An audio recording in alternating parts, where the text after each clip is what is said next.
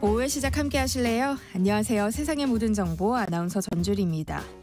윤석열 대통령이 거부권을 행사한 국회권법과 지역화폐법이 오늘 국회 본회의에서 다시 표결에 붙여질 예정인데요. 가장 관심을 끌린 건 이 김건희 여사 특검법의 부결 여부입니다. 국민의힘은 정쟁용 법안이라며 이탈표 단속에 나섰고 민주당은 특검법이 부결된다면 여당도 공동 책임에서 자유로울 수 없다며 압박 수위를 높이고 있는데요. 국민의힘 한동훈 대표 공격 사주 의혹이 변수가 될 수 있다는 관측도 나옵니다. 우리가 놓치지 말아야 할 정치권 움직임, 잠시 뒤 여의도 인포메이션 코너에서 자세히 살펴보겠습니다. 한국인 5명 가운데 1명은 소화불량을 겪고 있다는데요. 소화불량을 가볍게 치부해서는 안 된다고 합니다. 어떤 이야기인지 오늘 똑똑 라디오 주치의 시간에 알아볼 예정이니까요. 궁금한 분들 계속해서 함께해 주세요. 저희 방송은 KBS 1라디오 유튜브 채널을 통해서도 실시간으로 시청 참여하실 수 있습니다.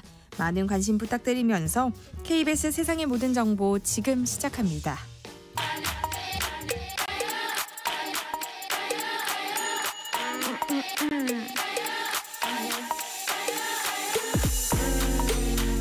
혹시 뉴스 빠뜨리셨나요? 한낮에 전해진 소식들 꼼꼼히 정리해드리겠습니다. 오늘의 뉴스 조현정 시사평론가와 함께합니다. 안녕하세요. 네, 안녕하세요.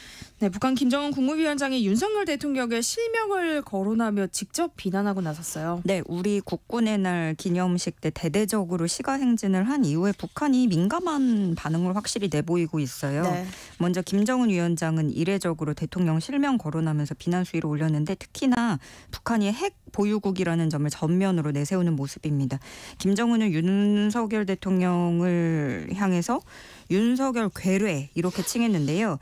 윤석열 괴뢰가 시종 반공화국 집념에서 헤어나오지 못하고 이런 대목이 있고요. 핵을 보유하고 있는 국가의 문전에서 군사력의 압도적 대응을 입에 올렸다. 온전치 못한 사람이 아닌가 하는 의혹을 사지 않을 수 없다. 이렇게 비난을 했습니다.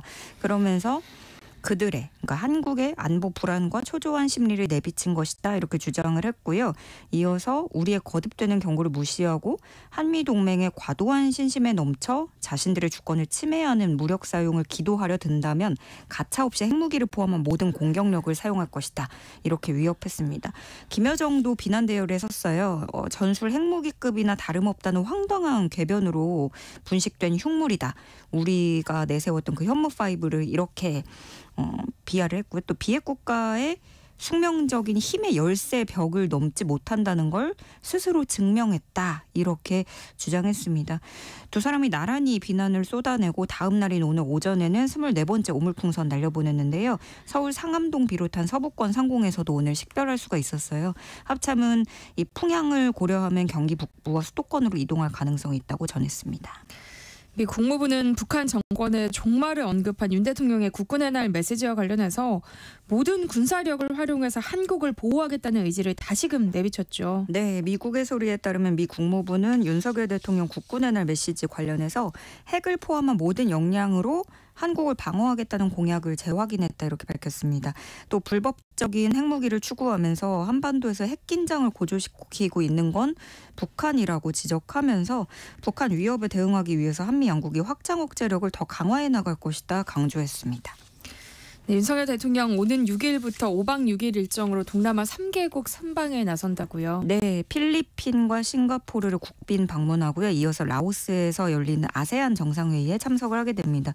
먼저 필리핀, 싱가포르 차례로 국빈 방문을 해서 협력 증진 방안을 논의할 예정인데 그 필리핀 같은 경우에는 1986년 이후에 중단됐던 원전 건설을 재개할 계획을 갖고 있다고 해요. 그래서 이번 정부 기치로 봤을 때 이번 방문에서는 원전 협력의 의제에 오를 가능성이 커 보이고요. 또 싱가포르에서는 자유와 평화, 번영의 인도태평양을 위한 통일 비전이 주제라서 8.15 통일 독트린을 설명할 전망입니다. 이어서 라오스에 가서는 아세안 정상회의 참석을 하는데 10일부터 한 아세안 정상회의, 아세안 한중일 정상회의, 동아시아 정상회의 잇따라 참석을 하고요. 윤 대통령은 한 아세안 포괄적 전략적 동반자 관계를 수립해서 한 아세안 관계를 최고 단계로 격상한다는 구상을 갖고 있습니다. 더불어서 순방 기간에 이시바 시게루 일본 신임 총리와의 정상회담이 이루어질 가능성도 큰 상황입니다. 네, 이시바 시게루 일본 총리는 오늘 오후 향후 국방 방향을 알리는 연설에 나선다는데요. 한일 관계와 관련해서 어떤 언급이 나올지 관심이 쏠리고 있어요. 네, 이 총리로 새롭게 임명이 됐으니까 이제는 그럼 국회 연설 통해서 국정 방향, 당면 과제 등을 공유하는 자리가 되겠는데요. 신임 총리로서 앞으로의 기조를 엿볼 수 있는 그런 연설이 되겠습니다. 이번 이시바 총리 연설은 한일 간의 협력을 한층 강화하겠다는 내용이 담긴 것으로 알려졌어요. 그렇다면 그게 정말로 그렇게 된다면 과거의 기시다 전 총리나 스가 전 총리 때하고 비교를 하면 관계가 비교적 개선된 점을 보여주는 것이라고 할 수 있겠는데, 기시다 전 총리 같은 경우로 예를 들어보면 그 당시에 한국은 중요한 이웃나라다 이렇게 얘기를 하면서도 뭐 일제 강제징용이나 위안부 문제를 언급하면서 양국 간의 갈등을 내비쳤고 또 한국 측에 적절한 대응을 요구하겠다 이런 수위로 얘기를 했었어요. 그런데 이번 이시바 총리 연설에서는 그러면 우리나라를 어느 수준의 외교 상대로 규정을 할지, 또 일제 강점기 내용이 언급이 될지, 그렇다면 그 방향은 어느 쪽인지 이 부분을 지켜볼 대목입니다. 한낮의 교양 파트너, 지금 여러분께서는 세상의 모든 정보와 함께하고 계십니다. 한덕수 국무총리가 우원식 국회의장과 국민의힘 한동훈 대표를 차례로 만나서 여야 의정 협의체 출범에 대한 의견을 나눴다고요. 네, 한덕수 총리가 어제 국회를 방문을 했습니다. 먼저 우원식 국회의장 만났는데 그 여야 의정 협의체 출범을 위해서 뭐 해법을 마련하는 자리였어요. 그런 논의하는 자리. 근데 우원식 의장은 의대생들 휴학 문제가 본격화되고 있고 입시도 시작했으니까 조속히 해결해야 된다 이렇게 얘기를 했어요. 그래서 두 사람, 그 한 총리나 우 의장이나 두 사람 모두가 뭐 협의체 출범하고 대화해서 문제 해결하는 게 굉장히 시급하다라는 거에는 이견 없이 공감을 했는데, 다소 온도차가 보였다면 그 먼저 우 의장이 일방적으로 숫자를 내놓은 정부의 책임이 크다 이렇게 지적을 하고요. 그러면서 이걸 풀기 위해서는 정부가 더 노력해야 된다. 이 부분을 강조를 했습니다. 그러자 한덕수 총리는 아무런 검토 없이 숫자를 던졌다고 말하는 건 국민들 이해를 돕는 것에 전혀 도움이 되지 않는다. 이렇게 반박을 했고요. 또 의대 정원 증원과 관련해서 기존 입장을 굽히지 않았습니다.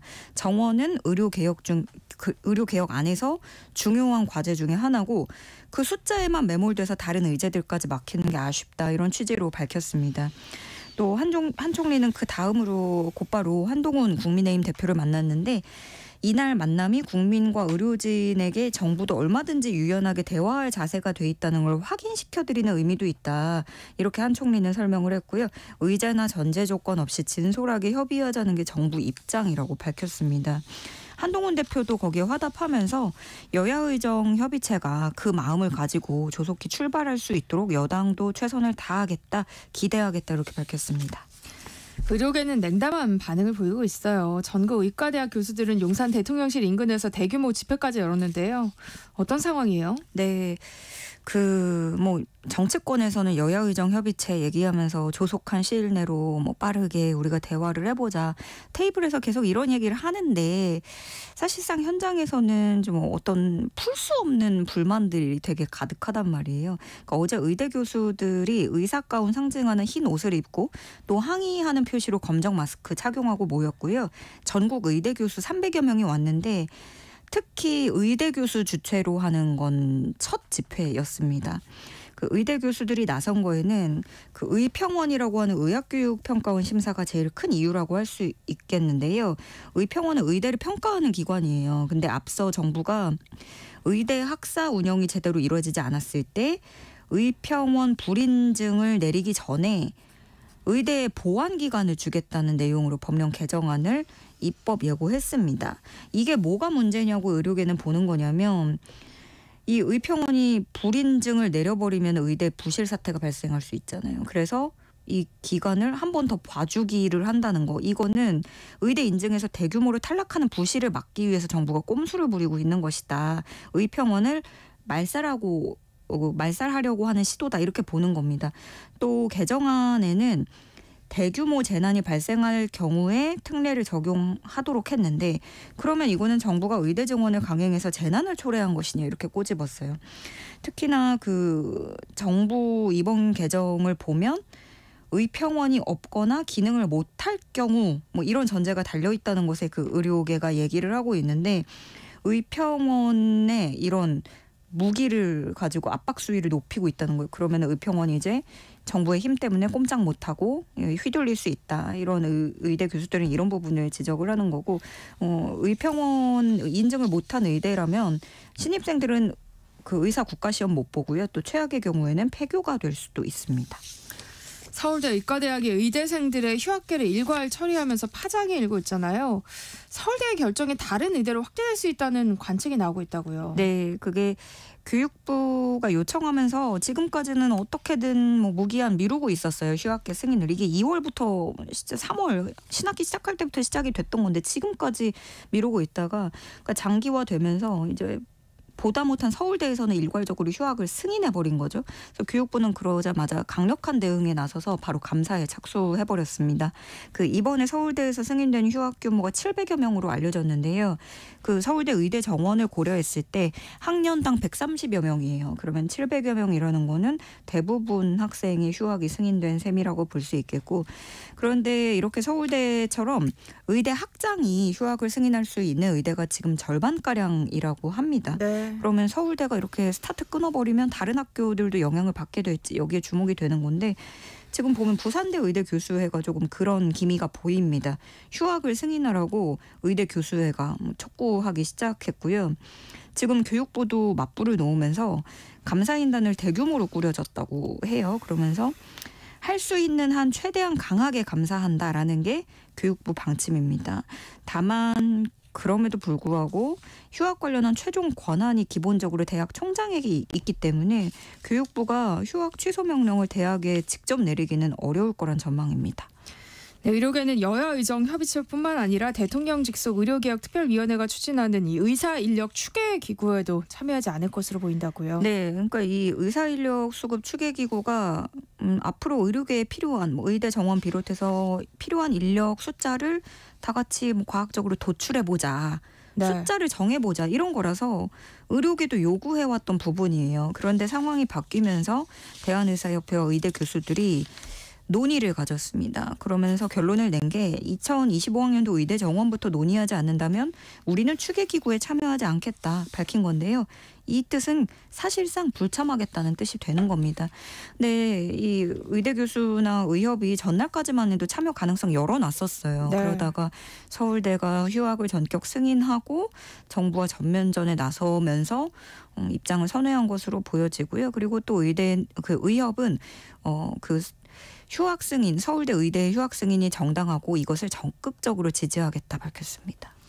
의료 현장에는 의사가 턱없이 부족한 상황인데요. 공공의료기관의 경우 연봉을 높여도 오겠다는 의사가 없다고요. 네, 그러니까 기본적으로 의사가 부족했다, 뺑뺑이 문제가 있다, 지역 의료 붕괴에 문제가 있다라고 얘기가 나왔지만 의사들이 이제 의료 공백 이후 그 사태 의정 갈등 이후에 무더기로 사직을 하면서 지금 인력이 되게 부족한 상황인데 네. 제일 많이 부족한 곳은 교육부 소관 국공립대학병원으로 나타났고요. 16곳 중 14곳에서 의사 2,800여 명이 부족한 것으로 조사됐습니다.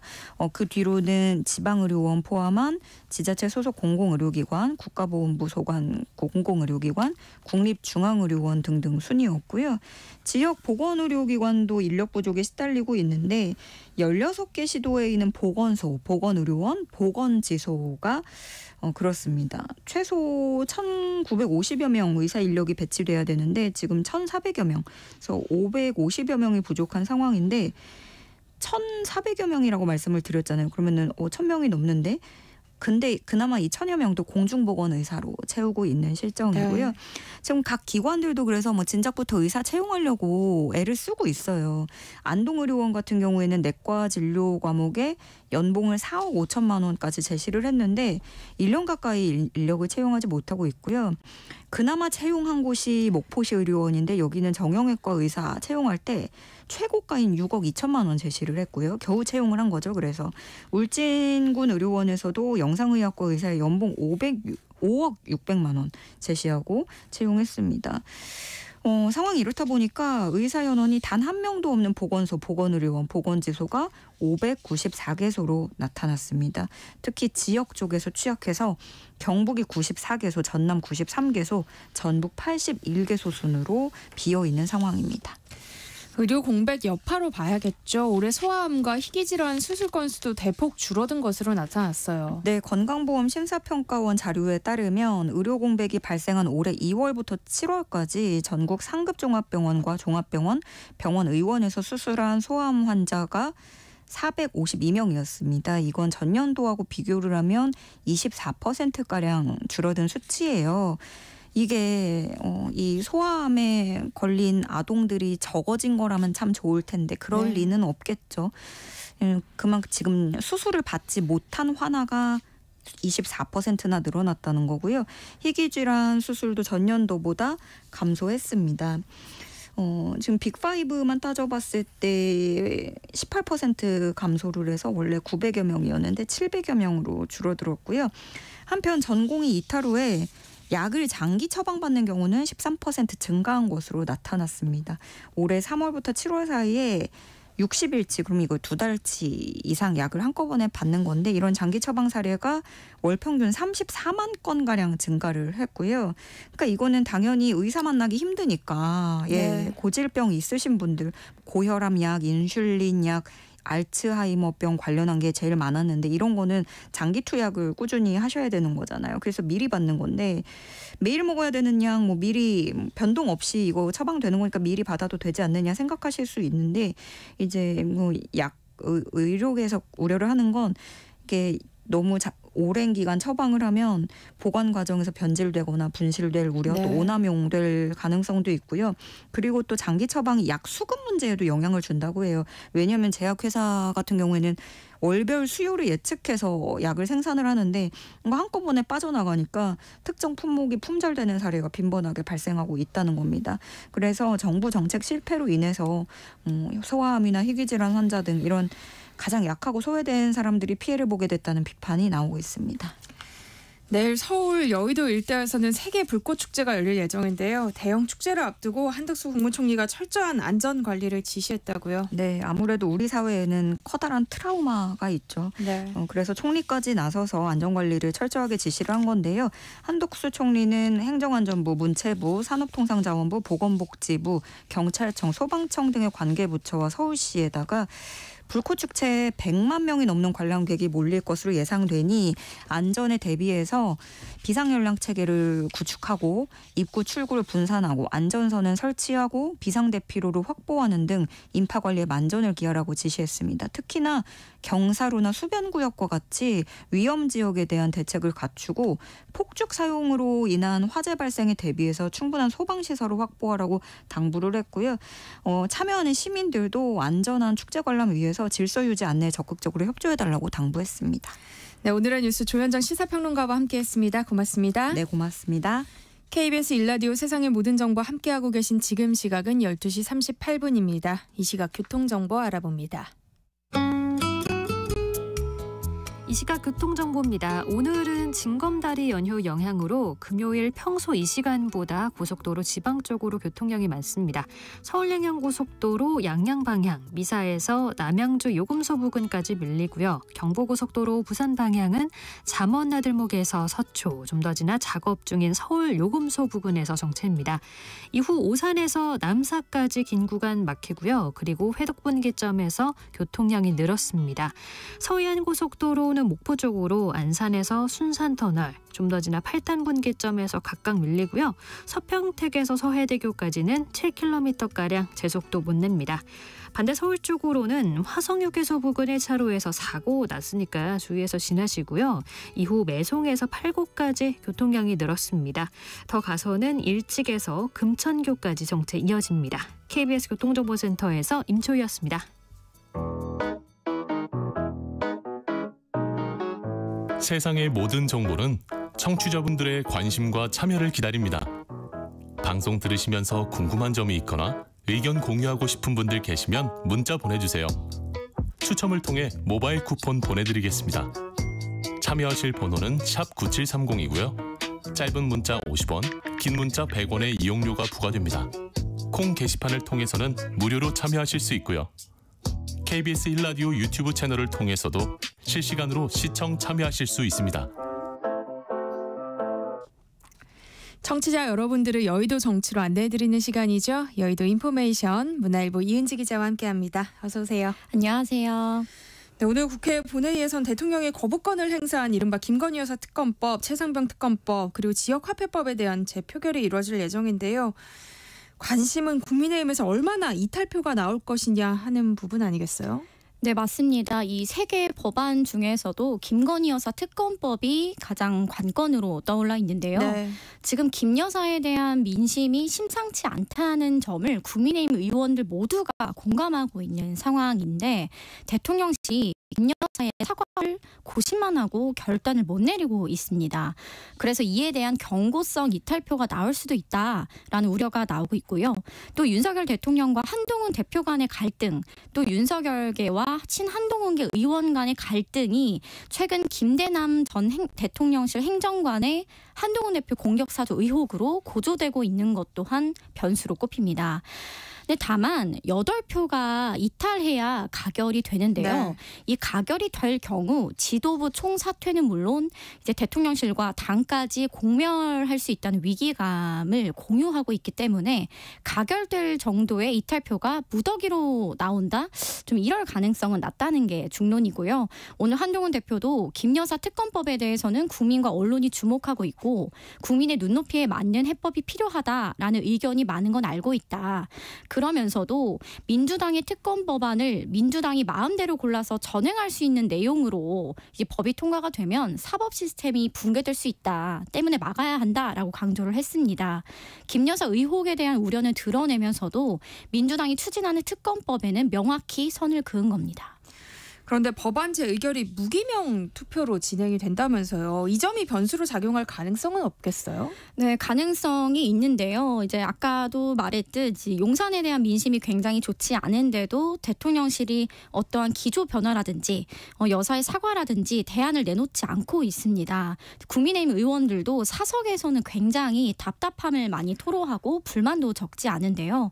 그래서 용산의 경고 성격으로 이탈표를 던지는 의원들이 나올 수 있다는 관측도 있습니다. 이제 다만 아직 지난 총선 선거법 공소시효가 끝나지 않은 시점이고요. 정부 예산안도 아직 논의 전이기 때문에 단일 대우가 깨지는 시점으로는 너무 이르다라는 시각이 있습니다. 김 여사 관련 의혹도 문제가 심각하다는 데는 인식을 하고 있지만 구체적인 증거, 트리거가 될 만한 결정적인 증거는 나오지 않았다는 점도 의원들이 고심을 하는 포인트입니다. 네, 민주당은 김건희 여사 특검법이 부결되더라도 국정감사를 통해서 진상을 규명하겠다는 입장인데요. 김 여사를 둘러싼 논란은 계속 이어질 수밖에 없을 것 같은데 개혁신당도 대통령 배우자 활동 범위를 규정하는 김건희법을 만들자고 제안하고 나섰어요. 네, 김건희 여사 문제는 이 정부 임기가 끝날 때까지 가장 약한 고리로 야당의 계속된 공격을 받을 수밖에 없는 사안입니다. 국민들에게도 가장 잘 먹히는 프레임이라고 야당은 보고 있기 때문에 특검이 부결되더라도 국정감사를 추진한다는 방침입니다. 개혁신당이 제안한 김건희법을 들여다보면 대통령 배우자의 공적 역할을 정의하고 대통령 배우자에게 투입되는 예산의 투명성 확보, 그리고 대통령 배우자의 법적 책임 강화 등이 골자입니다. 다만 이를 두고 여권에서는 선출되지 않은 권력인 영부인에 대해서 법적 책임을 지우는 것은 과도하다라는 반발이 나왔는데요. 해당 법안 역시 민주당과 함께 국회 본회의를 통과하더라도 대통령이 거부권을 행사할 가능성이 높습니다. 국민의힘에선 특검법과 무관하게 김건희 여사가 사과를 해야 한다는 목소리가 계속해서 나오고 있잖아요. 당내 기류는 어때요? 원래는 친윤계와 친한계가 명확히 갈리는 부분이 이 김 여사의 명품 가방 수수 의혹에 대한 사과인데요. 최근에는 친윤석열계 내에서도 일부 조금 시일을 두고 적절한 때에 사과할 수 있다라는 목소리가 나와서 대통령실 역시 이러한 의견을 청취하고 있다고 합니다. 그래서 시점을 검토할 수 있다는 점을 염두를 하고 있지만 여전히 고심이 깊은 상황입니다. 친윤계에서는 김 여사 관련 의혹의 95%는 가짜 뉴스인데 만약 명품 가방 의혹 하나로 사과를 하게 되면 다른 의혹들도 다 사실처럼 되어버릴 수 있다라는 우려가 가장 큽니다. 반면 친한계에서는 국민들의 여론이 더 안 좋아지더라도 국정 책임자로서 사과를 할 건 책임 있게 사과를 하고 가야 한다, 이런 입장입니다. 대통령실은 김건희 여사의 대국민 사과와 관련해서 다양한 의견을 듣고 있다면서도 검찰이 김 여사 명품백 수수 의혹을 무혐의로 처분한 것에 대해선 혐의 없음이 명백하다는 입장을 밝혔어요. 이런 상황에서 김건희 여사의 사과가 이뤄질 수 있겠어요? 대가성이 없었다는 점에서 엄격한 법적 책임과 이제 국민정서법이 적용되는 도덕적 책임을 분리해서 봐야 한다고 보고 있는 거고요. 여당 내에서도 이제 여러 우려를 대통령실에 전달을 하고 있고 대통령실도 사과를 고심하는 단계까지는 이르고 있습니다. 그래서 이전보다는 사과할 가능성이 높아진 건 분명해 보입니다. 다만 현재로서는 그 시기나 방법이 관건이 될 텐데요. 사과를 하게 되더라도 앞서 대통령이 언급했듯 부적절한 처신 등의 단어를 통해서 법적 책임이 아니라 도덕적 책임에 대해서만 언급을 할 가능성이 높습니다. 네, 이런 가운데 김대남 전 대통령실 선임 행정관의 녹취록이 공개되면서 파장이 커지고 있어요. 국민의힘 한동훈 대표 공격사주 의혹이 논란이 되고 있는 건데 먼저 왜 이런 논란이 불거졌는지부터 좀 살펴봤으면 좋겠어요. 네, 시점은 국민의힘의 7.23 전당대회를 앞두고서입니다. 대통령실 선임 행정관 출신인 김대남 SGI 서울보증보험 감사가 유튜브 서울의 소리 이명수 기자와의 통화에서 김건희 여사가 한동훈 후보 때문에 죽으려고 한다. 이번에 잘 기획해서 한 후보를 치면 이른바 공격하면 여사가 좋아할 것이라고 한 녹취가 이제 공개가 됩니다. 네. 이른바 한동훈 대표에 대한 공격 사주 의혹인데요. 윤한 갈등이 심화되고 있는 상황에서 또 다른 갈등의 불씨를 키운 겁니다. 이 김대남 감사가 윤석열 대통령 후보 대선 캠프 때부터 시작을 해서 대통령실 시민사회수석실 선임 행정관까지 지냈기 때문에 이게 또다시 윤한 갈등의 연장선상으로 해석이 되고 있습니다. 또 전당대회 당시에 나경원 후보 캠프에서 활동한 것도 이제 논란이 되고 있는데요. 이를 두고 한동훈 대표는 좌파 유튜버와 결탁해서 나를 대표해서 떨어뜨리려 한 배우가 누구인지 이제 진상조사를 해야 한다. 이제 그래서 이제 진상조사를 지시를 했는데 이 김대남 감사가 몇 시간 만에 탈당을 하게 됩니다. 네. 그래서 친한계에서는 이를 끝까지 조사를 해서 윗선이 누구인지 또 김대남 감사가 이 서울보증보험 감사로 들어간 게 누가 힘을 써서 들어간 것인지를 조사해야 한다는 강경한 입장이고요. 반면 친윤계에서는 개인의 일탈이고 대통령실에서 일했다고 대통령과 영부인이 모두 그 사람을 아는 것도 아니다. 그리고 챙겨준 바도 없다라고 선을 긋고 있습니다. 대통령실은 대통령 부부가 김대남과의 친분이 전혀 없다는 입장을 밝혔어요. 충분한 해명이 됐다고 보세요? 일단 실제로 대통령실에서는 이 친분 때문에 김대남 감사가 대통령실에 들어온 것도 아니고 이제 감사로 내보낼 때도 전혀 특혜나 챙겨준 게 없었다라는 입장이기 때문에 이 해명이 충분할지 안 할지는 나중에 진상조사를 통해서 봐야 될 것 같습니다. 말씀하신 것처럼 한동훈 대표는 그렇기 때문에 더더욱 진상을 규명해야 한다고 강조를 하고 있습니다. 한 대표가 이런 입장을 고수하는 이유도 좀 살펴봤으면 좋겠어요. 네, 한동훈 대표가 이 사안에 대해서 굉장히 불쾌해했다고 합니다. 한 대표가 이 사건 직후에 주변 측근에게 뭐라고 말을 했냐면 나보고 좌파라고 하더니 좌파 언론과 손을 잡아 나를 무조건 떨어뜨리기 위해서 공격하려고 했다는 건데 이건 굉장히 심각한 문제다라고 말을 했다고 해요.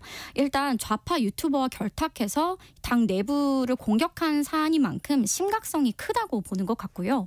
두 번째로는 이 김대남 감사와 대통령 부부가 설사 친분이 없다고 하더라도 지금 친윤계 의원의 두 사람이 이제 지목이 되고 있어요. 이 김대남 감사와 같은 강원도 출신인 권성동 의원 그리고 대통령실 시민사회수석실에서 함께 일한 강승규 의원 이 두 사람이 김대남 감사를 챙겨준 인물이다라는 의혹이 일고 있는데요. 이 두 의원 다 부인하고 있는 상황입니다. 그래서 한 대표 입장에서는 대통령 부부를 겨냥하기보다 이번 사안을 키워서 친윤계를 겨냥하고자 하는 것이 더 크다라는 해석이 나오고요. 친윤계에서도 이게 이제 한동훈 대표 본인의 존재감을 키우고자 좀 판을 키우려는 거다. 이걸 키운다고 우리 당이나 대통령실 또 여권에 무슨 도움이 되겠느냐라는 비판이 나오고 있습니다. 최근에 있었던 윤 대통령과 여당 지도부 만찬에서 한동훈 대표가 제외되면서 이른바 당정 갈등이 좀처럼 해소되지 못하고 있어요. 윤 대통령이 한 대표의 독대 요청에는 응하지 않으면서 국민의힘 원내 지도부와의 회동 제안을 받아들인 이유는 뭐였을까요?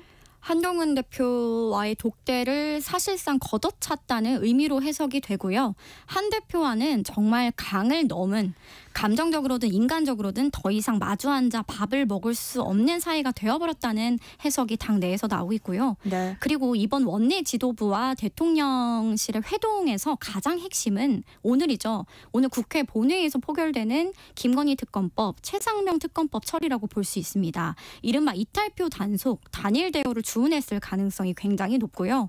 한 대표를 빼고서 원내 지도부를 꼭 만나야 했던 이유도 있었던 겁니다. 당시 이 참석자 중에 이제 한 지도부에게 물어봤어요. 왜 한 대표는 왜 빼고 만나느냐? 그랬더니 국회의원이 아니지 않느냐라고 답을 하더라고요. 네. 재보궐선거 공식 선거운동이 어제부터 시작됐습니다. 이번 재보선은 기초자치단체장 4명과 서울시 교육감을 뽑는 소위 미니선거인데요. 그런데 이 선거 결과가 가져올 파장은 상당할 것이라는 해석이 나오고 있어요. 왜 그런 거예요? 네, 여러 가지 변수가 얽혔기 때문입니다. 부산 금정구나 인천 강화구는 원래는 국민의힘의 승리가 높게 관측이 됐었는데요. 인천 강화군에서는 안상수 후보가 무소속으로 출마를 했고요. 부산 금정구에서는 이제 야권 후보 단일화가 이제 변수가 됐어요. 진짜 어제 이제 여론조사가 하나 나왔는데 야권 후보가 단일화할 경우에 이 국민의힘 후보와 야권 후보가 오차범위의 접전이다라는 조사가 나와서 지금 국민의힘 부산 의원들이 비상에 걸린 상황입니다. 네.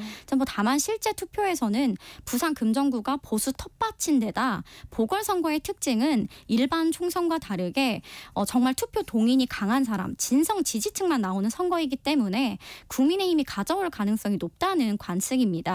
그런데 이게 만약에 전국 선거로 가서 이 현 정부에 대한 심판론 선거로 흐르게 되면 지난 총선에서처럼 이제 부산도 흔들릴 수 있다라는 우려가 나오고 있습니다. 그런데 국민의힘 지도부가 재보선 선거 전에 뛰어들긴 했지만 그것과는 별개로 또 선거를 조용히 치르고 싶어하는 내부 분위기가 감지되고 있다면서요. 네, 실제 지도부 회의에서 좀 선거를 전국 선거가 아니고 지역 선거로 조용히 치르자는 이야기가 나왔다고 합니다. 지금 여당에 대한 부정 여론이 큰 상황에서 어차피 유리한 선거구에서 이걸 전국 선거로 키우게 되면 또다시 정권 심판, 여당 심판으로 흐르게 될 수가 있고요.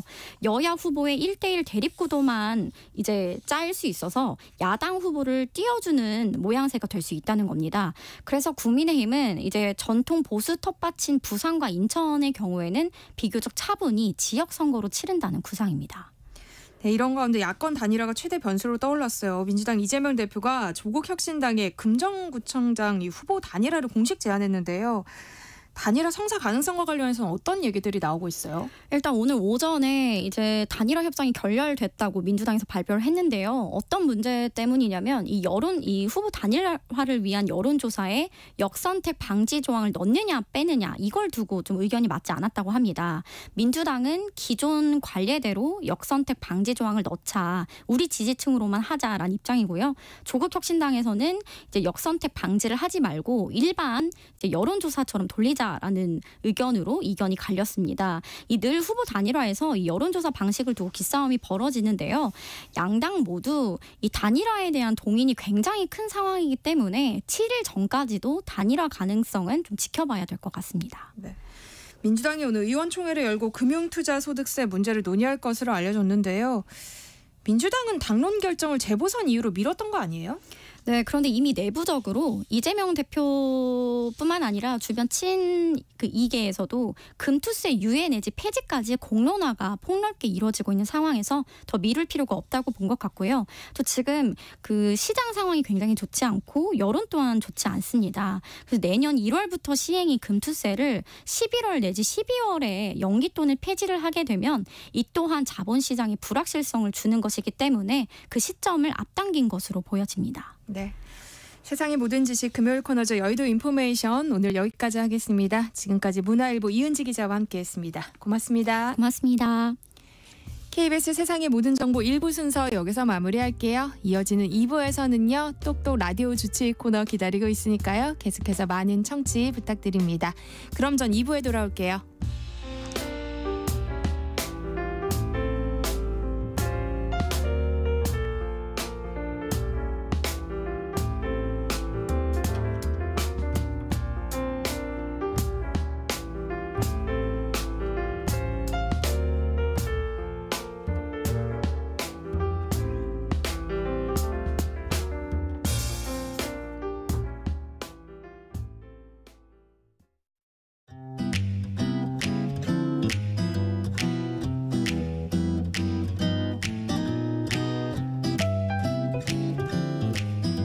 안녕하세요. 바른말 고운말입니다.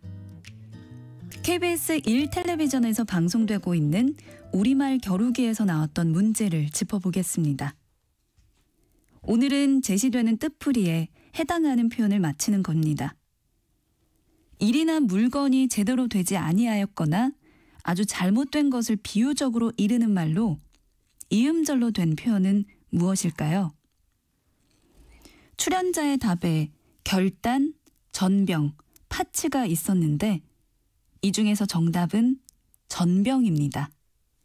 달일 전자에 밀가루떡 병자로 이루어진 전병이란 표현은 여러분도 잘 아시는 것처럼 찹쌀가루나 밀가루 따위를 둥글 넓적하게 붙인 음식을 통틀어 이르는 말이고 이것이 기본 의미이기도 합니다.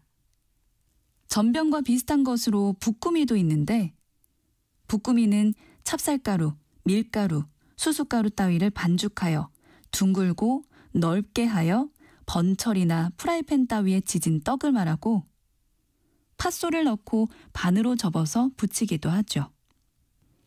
출연자의 답에 나왔던 결단은 발음처럼 쓰는 고유어 명사로 어떤 일이나 물건 따위가 아주 망가져서 도무지 손을 쓸 수 없게 된 상태 또는 살림이 망하여 거덜난 상태를 뜻하고 파치는 깨어지거나 흠이 나서 못 쓰게 된 물건을 말합니다.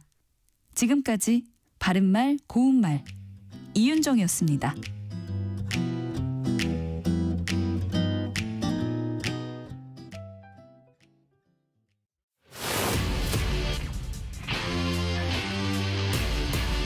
토론에 정답은 없습니다. 토론이 세상을 바꿀 수도 없습니다. 하지만 질문은 새로운 세상을 만들 수 있습니다. 질문으로 올바른 세상을 만드는 첫걸음. 평일 저녁 7시 20분 KBS 열린 토론.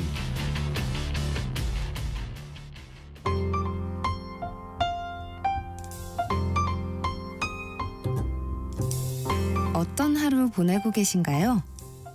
눈코 뜰 새 없이 바쁘게 지나가는 한 주. 월요일부터 금요일, 매일 밤 10시부터 12시까지는 오롯이 당신만을 위한 시간입니다. 당신을 위한 지식 쉼터. 오늘 밤 일라디오.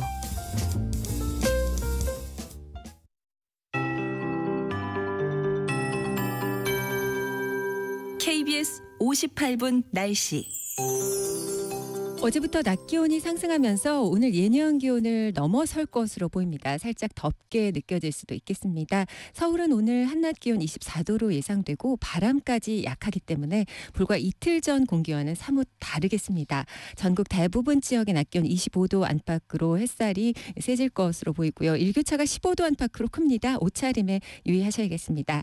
내일까지 내륙을 중심으로 아침 기온 10도 이하로 쌀쌀하겠고요. 일부 경기 북동부 강원도에는 아침에 5도 이하로 서리가 내리는 곳이 있겠습니다. 농작물 관리에도 유의하셔야겠습니다. 오늘 전국이 맑겠습니다. 내일도 맑은 가운데 가끔 높은 구름만 지나는 그런 화창한 날씨가 되겠습니다. 이렇게 이틀간 쭉 막다가 모레는 비 오는 곳이 많겠는데요. 남부와 제주는 5에서 40, 중부지방은 극소량의 비가 예상되고 있습니다. 동해남부 해상과 남해동부 해상, 제주 남쪽 먼바다 중심으로 물결이 매우 높게 일겠습니다. 또 동해안과 제주도 해안에는 너울성 파도가 높아서 주의해 주셔야겠고요. 또 오늘까지 경상권 해안과 제주에는 바람이 강하게 불겠습니다. 오늘 서울의 낮 기온 25도로 예상됩니다. 지금 서울의 기온은 22도, 습도는 37%입니다. 강혜종입니다.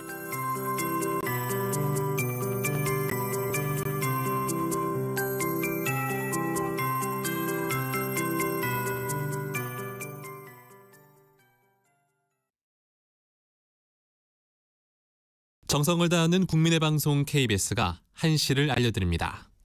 AM 711kHz, FM 97.3MHz, KBS 1라디오입니다. HLKA.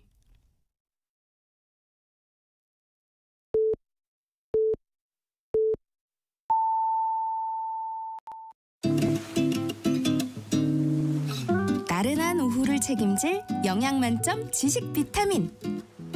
세상의 모든 정보.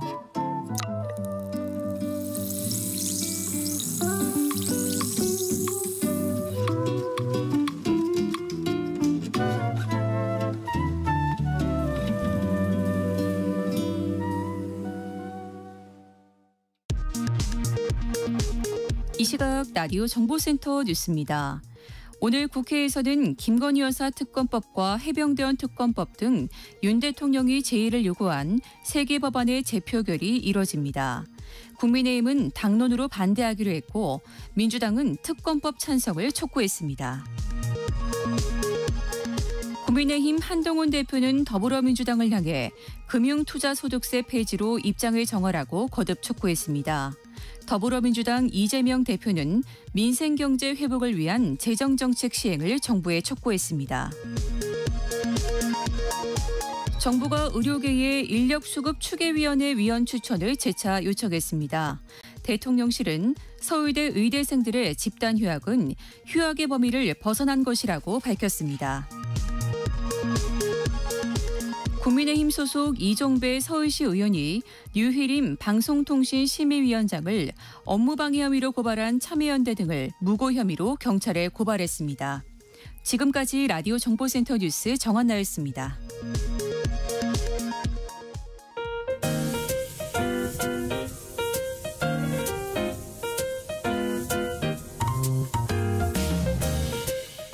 정신없이 바쁜 하루, 지금 우리 주변에서 벌어지고 있는 사건, 사고, 소식들 한숨 돌리며 살펴보시죠.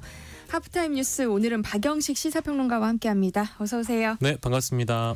네, 오늘 아침 출근길 꽤 쌀쌀하더라고요. 지금은 어때요? 네, 지금은 그래도 평년 가을 날씨와 동일한 것 같은데요. 다만 일교차가 심하다 보니까 많은 분들이 그래도 이제 가을 날씨다 이렇게 느끼시는 것 같아요. 오늘 오전에 출근하실 때 좀 쌀쌀함을 느끼신 분들이 많을 것 같은데 오늘 아침엔 10도 밑도는 곳들이 덜어 있었습니다. 지금은 25도, 26도 선에서 서울 수도권 중심으로 형성하고 있고요. 이제 주말 날씨 궁금하실 텐데 네. 주말인 내일도 뭐 대체로 맑을 것 같고 일교차 큰 가을 날씨가 이어지겠습니다. 주말 이후에 그러니까 다음 주에는 태풍 변수가 좀 있습니다. 끄라톤의 변수가 있어서요. 오늘 중에 열대 저압부로 약화하면서 우리나라에 직접 영향을 주진 않는다고 하는데 비구름이 유입이 되면서 모레는 전국 대부분 지역에 또 다음 주 월요일에는 영동과 남부지방에 비가 내릴 전망이라고 하니까 해안가에 계시는 분들 각별히 좀 유의하셨으면 좋겠네요. 네, 병사들의 개인 휴대전화 사용이 허용된 이후 여러 부작용이 나오고 있는데요. 그 가운데서 코인, 도박 중독이 심각하다고요. 네, 그렇습니다. 이제 예전에 이제 군에 다녀오신 분들은 이게 무슨 일인가 이제 싶으실 것 같은데요. 4년 전 2020년에 국방부가 병사들의 휴대전화 사용을 전면적으로 허용을 했습니다. 그래서 오후 6시 이후부터는 휴대전화를 쓸 수가 있거든요.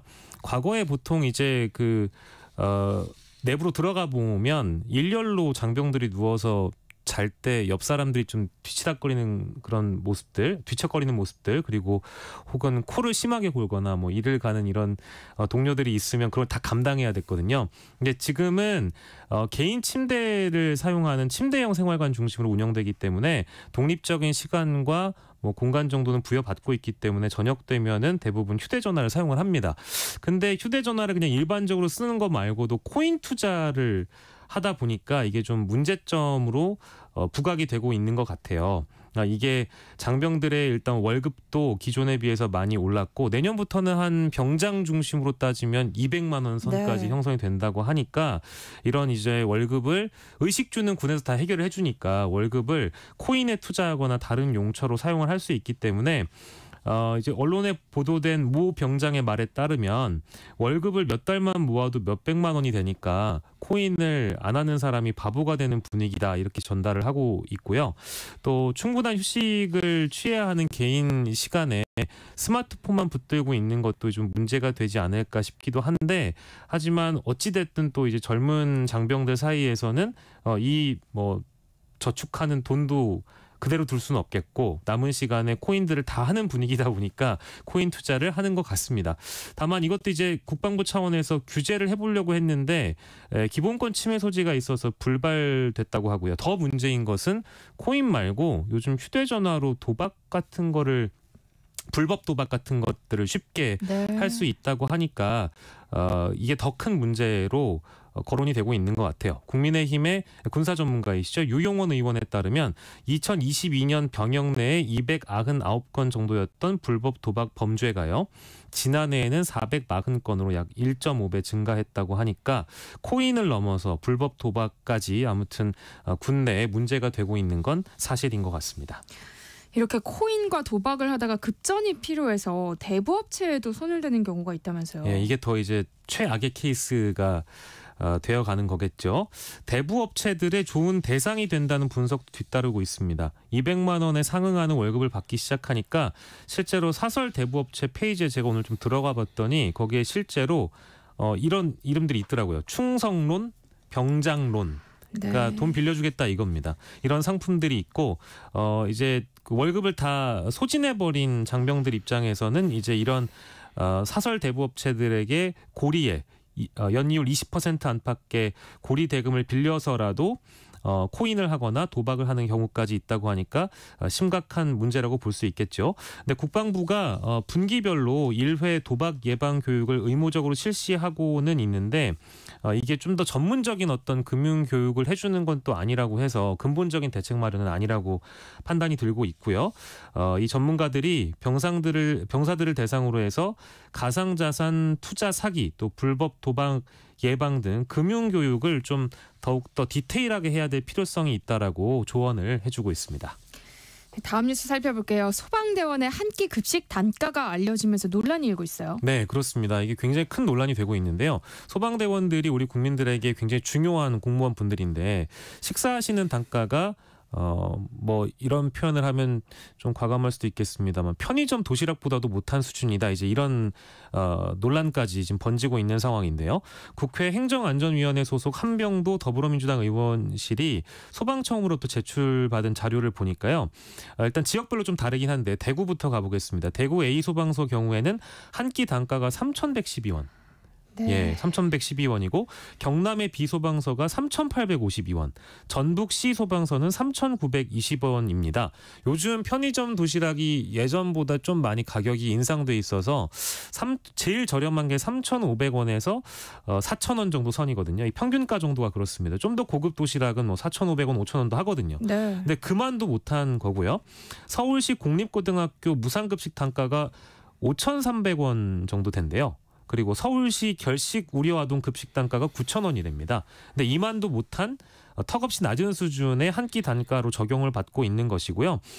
그런데 이 급식 단가가 지역별로 차이가 있다고 아까 말씀드렸는데 가장 높은 곳을 찾아보니까 인천의 D소방서가 그래도 6,800원 정도 선이었습니다. 네. 그래서 왜 이렇게 다를까 이렇게 찾아보니까 급식 예상 지원 근거가 시도별로 다르기 때문이라고 하거든요.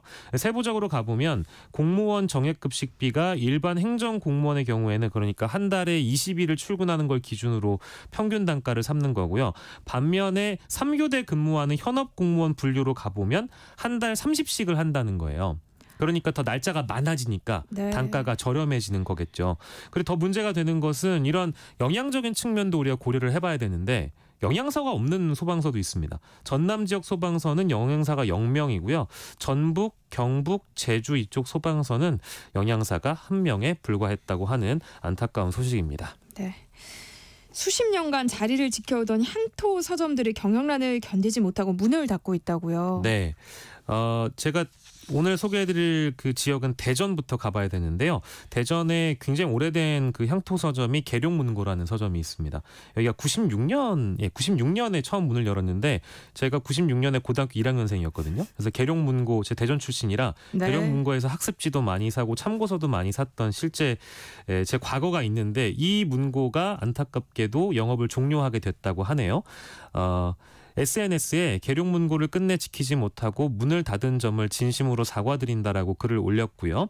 이게 소개해드린 대로 96년에 문을 열었으니까 29년 만의 일입니다. 실제로 명맥을 이어가려고 학생 견학 프로그램이나 북콘서트 같은 것도 진행을 하면서 지역 독서 문화를 이끌었다 이런 평가를 받아서요. 2022년에 계룡문고 대표님께서는 대한민국 독서대전에서 대통령상 표창까지 받았다. 있었다고 하는데 이런 어려운 상황에 놓여 있었다라는 게 안타까움을 자아내고 있고요. 경남으로 가보겠습니다. 경남 진주에 가보니까 여기는 좀 더 오래됐어요. 64년 된 책방이 있는데 이름이 소문난 서점입니다. 여기도 폐점 위기에 있다고 해요. 아직 문을 닫진 않았는데요. 이곳은 진주 고속버스 터미널 2층에 위치해 있는데 뭐 고서나 역사서 굉장히 많은 책들이 즐비해 있는데 90년대 후반까지만 하더라도 이 서점도 호황을 누리긴 했습니다만 역시 계룡문고나 소문난 서점이나 마찬가지로 온라인 서점이 생기다 보니까 경영 위기를 겪을 수밖에 없는 그런 상황이었고요. 소문난 서점, 일단 고속버스 터미널 2층에 입점해 있다 보니까 이쪽에서 임대료를 좀 깎아주는 형태로 운영을 해주고 있어서 명맥을 다행히도 이어가고 있는 상황인데요. 대형 서점이 실제 지방에는 많이 없기 때문에 이런 향토 서점들이 명맥을 이어가면서 버텨왔는데 아무래도 시대가 좀 발전돼 가면서 온라인 서점과의 대결에서 좀 밀려나는 그런 형국 같네요. 네, 요즘 러닝크루가 유행이잖아요. 근데 이들의 민폐 행위로 불편을 호소하는 시민들이 많아지면서 지자체가 대응에 나섰어요. 네, 그렇습니다. 뛰는 건 좋은 거고 이제 러닝 운동하시는 분들 워낙에 많다 보니까 이제 요즘에 트렌드처럼 여겨져서 무리지어 달리는 이른바 이제 러닝크루 동호회를 만들어서 운영하시는 분들이 많잖아요. 네. 특히 젊은 분들이 뭐 인스타그램이나 SNS에 또 인증샷 같은 거 남기다 보니까 나도 한번 뛰어볼까 하다 보니까 많은 분들이 이제 러닝 열풍에 동참을 하시는 것 같아요. 그런데 민폐 행위가 있다는 겁니다. 일부 러닝크루들이 뭐 길을 비켜달라, 고성을 지르거나 네. 보행자나 차량 통행을 막거나 다른 시민들의 불편을 야기한다는 민원이 또 신고가 되는 상황이고요. 온라인에 커뮤니티에 들어가 보면 뛰는 건 좋은데 인도를 못 다니겠다라는 이제 이런 불평 불만이 있다라든지 그리고 공공장소인데 이게 무슨 헬스장 마냥 전세 낸 거냐 이제 이런 불만들이 나오고 있어서 지자체가 대응에 들어갔습니다. 서초구를 보니까요. 여기는 반포종합운동장이 가장 달리기 인원들이 많은 곳인데 이쪽은 한 바퀴에 400m인 레인이 5개가 마련이 돼 있어서 러닝크루들에게 인기 있는 곳이라고 하거든요. 그런데 서초구가 5인 이상 단체 달리기를 제한하는 내용의 이용 규칙을 시행해서 네. 10인 이상 친목 동호회는 4인, 3인, 3인 조를 구성해서 달려라 이렇게 권고를 해서 심지어 인원의 간격도 2m 이상 유지해달라고 했고요. 그리고 송파구에 가보면 석천호수 있잖아요. 이쪽도 엄청 많이 그 크루들이 운영을 하고 있거든요. 근데 이쪽 산책로에 가보면 3인 이상 러닝을 자제해달라 이런 현수막을 내걸었고요. 성북구도 우측 보행 한 줄 달리기 이렇게 현수막을 써 붙여놨습니다. 러닝 크루들이 운영하는 걸 보면 한 줄 달리기보다는 2, 3인으로 무리지어가지고 달리는 경우가 많아서 한 줄 달리기를 권고하는 것 같고 화성시의 경우에는 또 동탄호수공원이 유명하잖아요. 이쪽은 아예 산책로 출입 자제를 권고했습니다. 역시 마찬가지로 러닝 크루들로 인한 민원들이 많이 제기됐기 때문이라고 하네요. 네, 이렇게 달리기 열풍이 불면서 고가 장비를 착용하고 뛰는 분들도 많아졌다면서요? 네, 뭐 모든 종류의 스포츠나 취미에서 사실 흔히 얘기하는 뭐 장비빨이다, 장비가 역할 다 했다 이제 이런 표현들 많이 하잖아요. 장비 욕심이 빠질 수 없는 거야 자유이긴 한데 이제 일부 동호인들 사이에서 선수용 장비를 경쟁적으로 사들이고 있는 겁니다. 심지어 수입 러닝화가 지금 흔히 얘기하는 중고거래 마켓에서도 올라와서 고가에 거래되고 있고 실제로 일반 매장에 가서 구입하실 때도 굉장히 높은 가격을 형성하고 있는데 이게 품귀 현상을 빚다 보니까 이미 새 제품은 50만 원 안팎, 신발이 그렇고요. 그리고 상하이 같은 경우에는 뭐 프랑스의 디자이너 브랜드가 반팔이 50만 원이고요. 반바지가 35만 원. 이것도 심지어 품절 현상을 빚고 있고 고글도 50만 원 안팎이라고 해서 풀 착장을 하게 되면 이게 뭐 수백만 원에 해당한다고 하니까 아마 뛰기만 하는데 무슨 이런 것까지 필요하냐라고 말씀을 하실 수도 있겠습니다만 이제 일부 동호인들은 이 의류 무게가 안 입은 듯 가볍고 통기성도 좋고 확실히 돈값을 한다라는 의견도 있어서 뭐 이 부분은 사실 존중받을 만한데 다만 이게 이제 장비 열풍이라는 게 뭔가 본질적 측면보다는 비본질적인 부분에 너무 집중하는 거 아니냐 이제 이런 비판들이 조금씩 나오고 있는 것 같기도 하고요. 아까 제가 러닝크루 얘기할 때 SNS에 젊은 분들이 이제 뭐 사진 같은 거 올리거나 인증샷 많이 올린다고 했잖아요. 이러다 보니까 좀 더 예쁜 거, 좀 더 브랜드 있는 거 이런 것들을 살려고 하는 열풍이 생긴 거 아닌가 이제 이렇게 전문가들이 분석을 하고 있네요.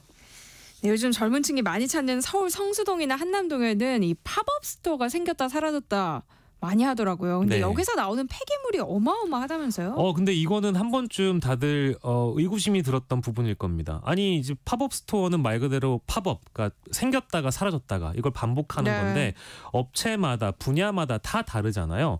그런데 이 성동구 성수동에 실제 가보시면 팝업 스토어가 자주 열리고 팝업 스토어에 따라서는 하루 열리기도 하고 3일 열리기도 하고 길게는 반년, 석 달도 열리는데 이거 다 끝나고 나면은 이 부스를 폐기를 해야 되잖아요. 네. 근데 이 폐기물 문제가 결국 몸살을 앓게 된다라는 점입니다. 이게 또 게다가 이 팝업 스토어에 그 설치된 이 부스 자재가 재활용이 어려운 자재라 그래요. 그러다 보니까 폐기물로 쌓이고 있어서 새로운 환경 오염원으로 지목받고 있다고 하고요. 심지어 양이 한 곳 철거할 때는 많게 잡으면 1톤 트럭 기준 7대 분량? 굉장히 많은 폐기물이 네. 나온다고 해서 아까 말씀드린 대로 재활용도 어려우니 환경 문제를 생각해 본다면 팝업 스토어가 보기에는 예쁘고 많은 분들이 뭐 줄 서서 갈지언정 과연 환경에는 좋은 것인가 이런 고민이 되기도 합니다. 네, 하프타임 뉴스 박영식 시사평론가와 함께했습니다. 고맙습니다. 감사합니다. 내일 점심 메뉴 추천. 귀로 듣는 푸짐한 지식 한 상 어떠세요? 세상의 모든 정보. 아나운서 전주리입니다. 건강에 관한 모든 궁금증을 풀어드리는 시간입니다. 똑똑 라디오 주치 을지대학교 가정학과 오한진 교수님과 함께합니다. 어서 오세요. 네, 안녕하셨어요. 주변을 보면요, 소화불량이나 속쓰림 호소하는 분들 정말 많은데요. 네. 소화불량은 뭐 한국인의 고질병이라고 할 수 있겠죠. 정말 많죠. 네. 소화가 안 된다고 호소하시는 분이 한국 사람 5명 중 1명에 해당된다라는 이야기가 있는데요. 건강보험심사평가원에서 2023년 다빈도 질환 통계를 냈는데 위염 12지장 궤양으로 진료를 받은 사람이 518만 명, 위식도 역류로 진료받은 사람이 485만 명이랍니다. 합치면 1,000만 명. 5천만에 1,000만 명. 정말 참 흔한 질병이죠. 너무 흔해서 그런지 모르겠어요. 소화불량을 질환으로 보는 사람은 정말 드문 것 같아요. 그렇죠. 병은 아닌데 불편하다 이렇게 이제 생각하는 거죠. 네. 소화불량이라는 것은 뭐 음식 먹은 다음에 소화와 관련된 증상들을 총칭해서 이제 소화불량이라고 이야기하는데 그 소화를 관계하는 기관을 보면 위와 식도, 장 이것만 있는 게 아니에요. 거기에는 간, 쓸개도 포함이 됩니다. 왜냐하면 소화액을 만들어내기 때문에. 네. 그래서 아주 다양한 원인이 발생할 수 있고 다양한 증상이 나타나는데 대개는 이제 배가 아프다거나 통증이 있다거나 또는 불쾌하다, 소화가 안 되는 것 같다, 안 움직이는 것 같다, 뭐 더부룩하다, 팽만감이 있다, 뭐 바람이 꽉 찬 것 같다, 뭐 구역감이 있다, 하여튼 식욕저, 하여튼 굉장히 다양한 증상들이 나타납니다. 그러다 보니까 이게 이제 어떤 사람은 이걸 한 번 하고 그만두면은 괜찮은데 반복적으로 나오니까 그게 좀 괴롭거든요. 그래서 이걸 좀 따져보면 신체에 병이 있어서 나타나는 소화불량을 기질성 소화불량이라고 그래요. 즉 위나 뭐 장이나 식도나 이런 데 무슨 문제가 있을 때. 네. 그런데 위 내시경 검사를 해서 그 부분을 다 확인했는데 아무 원인이 없는, 질병이 전혀 없는 이런 소화장애도 있거든요. 이런 걸 기능성 소화불량 이렇게 이야기합니다. 기능이 안 된다. 다 있는데 기능에 문제가 있다. 근데 다 있는 게 아니라 거기에 상처가 났다거나 헐었다거나 이런 일 때도 소화불량이 올 수 있기 때문에 이렇게 두 가지로 나눌 수 있고, 이 기능성 소화불량은 스트레스나 감정장애, 또 화가 나거나 억울하거나 분하거나 이런 게 생겼을 때 주로 많이 나타날 수가 있어요. 그래서 기질적인, 즉 신체적인 질병이 없이도 소화장애가 온다. 알고 계시면 좋겠습니다. 네. 똑똑 라디오 주치 오늘은요, 소화불량을 가볍게 여겨서는 안 되는 이유가 무엇인지 이야기 나눠볼 예정입니다. 관련해서 궁금한 점 있으신 분들 문자 보내주세요. 참여하실 번호는 샵 9730번이고요. 짧은 문자 50원, 긴 문자는 100원의 정보 이용료 부과됩니다. 콩 게시판 KBS 1라디오 유튜브 채널을 통해서는 무료로 참여하실 수 있으니까요. 많은 참여 부탁드립니다. 추첨을 통해서 모바일 쿠폰 보내드릴게요. 사실 소화불량일 때 뭐 가장 흔하게 우리가 선택하는 건 소화제잖아요. 네. 근데 이 소화제 너무 자주 먹으면 좀 걱정되기도 하거든요. 네. 괜찮아요? 사실 이거 뭐 걱정하실 필요가 없어요. 소화제라는 것은 소화 효소를 넣어놓은 건데 실제적으로 이게 필요하신 분은 그렇게 많지 않아요. 네. 왜냐하면 소화 효소가 잘 안 만들어진다는 건 쓸개가 없거나 쓸개 수술을 해서 수술을 해낸 사람들 이런 사람들한테만 소화 효소가 부족한 거거든요. 일반적인 사람은 사실 부족할 가능성이 별로 없어요. 그래서 이 소화제를 드셔서 금방 좋아진다? 그렇지 않은 가능성이 더 많습니다. 그냥 네. 기분이 좋아져서 좋아질 수도 있는 거예요. 하지만 이 소화제는 일시적으로는 도움이 될 수도 있어요. 왜냐하면 과식을 했다거나 소화를 해내야 할 물건들이 너무 많이 이제 위장에 들어갔을 때에는 필요하기도 하죠. 또 가스가 많이 찼거나 또 배가 통통하게 이렇게 불어났다 이럴 때는 이제 가스를 제거하는 약물들도 있거든요. 그런 네. 것들이 도움이 되죠. 근데 소화제라고 하면 뭐 알약이냐 물약이냐 이 정도만 따져서 먹게 되는데요. 네. 소화제도 취향에 따라서 선별해서 마셔야 돼요? 그럼요.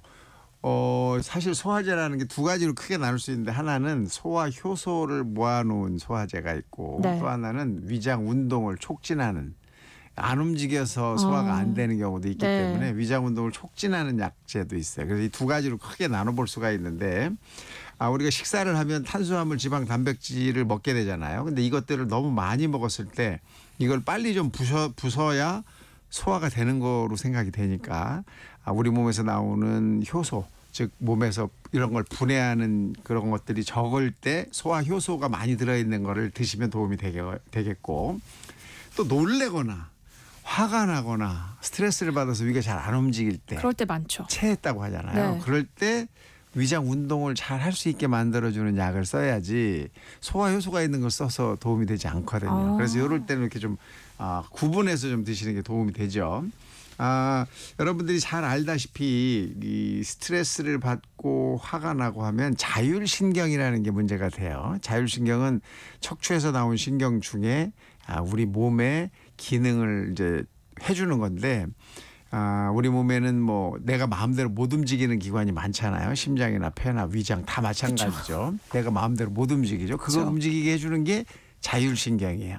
근데 이 자율신경은 너무 놀래거나 화가 나거나 어렵거나 긴장되거나 이러면 이제 작동을 잘 안 해요. 네. 그러면 소화가 안 되죠. 바로 소화가 안 됩니다. 이럴 때 이걸 잘 만들어줘, 잘 움직일 수 있게 해주는 거, 또 안정을 좀 시켜주는 것도 도움이 되거든요. 그래서 척추 쪽을 막 문질러도 도움이 좀 되고요. 그런 약제를 쓰시면 또 도움이 됩니다. 또 위산이 너무 많이 나와갖고 속이 쓰리다. 그럴 때도 속 쓰려 있어요. 이런 분들도 있어요. 이럴 때는 일반적인 소화제로 해결이 안 되고 위산을 중화시켜주는 약제를 써야만 이제 속이 빨리 편해지시죠. 그래서 이렇게 증상에 따라서 환경에 따라서 상태에 따라서 약제를 좀 골라야 합니다. 소화가 안 되면 답답하잖아요. 그렇죠. 그래서 알약으로 된 소화제와 이 마시는 소화제를 같이 먹을 때도 많거든요. 네. 이건 괜찮아요? 뭐 너무 안 될 때는 같이 먹을 수도 있죠. 사실 한쪽은 이제 소화 효소가 많이 들어있는 거, 또 마시는 거에는 위장 운동을 잘하는 거 이렇게 이제 먹게 네. 되면 아주 굉장히 좋은 조합이 되는데 똑같은 걸 두 군데 같이 들어있는 걸 먹는다든지 하면 사실 너무 과하게 될 수도 있잖아요. 사실 뭐 안 움직여서 지금 소화가 안 되는데 계속 소화 효소제만 계속 집어넣으면 사실 어렵죠. 이게 소화가 점점 더 안 되는 그럴 수도 있잖아요. 그래서 뭐 마시는 거랑 알약으로 된 거를 구분하는 것보다는 네. 운동을 좋아지게 하는 거냐 소화 효소가 많이 들어있는 거냐를 찾아서 드시는 게 이제 좀 도움이 되겠죠. 그러니까 약이 어떤 작용을 하는 건지 그렇죠. 좀 따져봐야겠군요. 그렇습니다. 그 아주 고전적인 방법인데요. 체했을 때 우리 네. 손가락 딴다고 하잖아요. 네. 이게 실제로 의학적으로 효과가 있는 거예요? 글쎄 의학적으로 이걸 증명해낸 논문은 아직은 없는 것 같아요. 근데 이제 우리가 습관적으로 예전부터 내려오던 고전적인 방법이다 보니까 이걸 하면 감정적으로 좀 도움이 되는 사람들도 있고 이렇게 해서 편해지시는 분도 있는 것 같아요. 하지만 손가락을 딸 때 쓰는 바늘을 생각을 해보면 이게 이제 위생적이지가 않잖아요.